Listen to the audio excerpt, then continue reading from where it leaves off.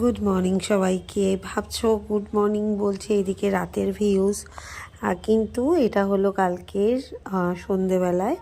কাল যেহেতু পয়লা বৈশাখ গেছে তাই ঘরটাকে সুন্দর করে সাজিয়ে নিয়েছি। আর দেখো এই দুটো জিনিস আমি বলেছিলাম ব্যালকনিতে লাগানোর পর কেমন লাগছে অবশ্যই দেখাবো, সেটাও দেখিয়ে নিলাম। আর যেহেতু পয়লা বৈশাখ সেই জন্য ঘরে সুন্দর করে সাজিয়ে নিলাম। আর এই যে গাঁদা ফুলগুলো ছিল আমার প্লাস্টিকের, এগুলো আমি সুন্দর করে জানলায় সাজিয়ে দিয়েছিলাম। ঘরেও নতুন চাদর পেতেছি।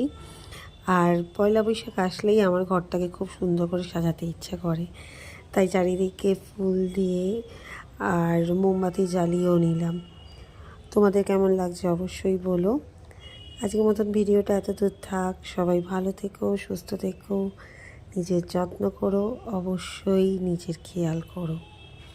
টাটা।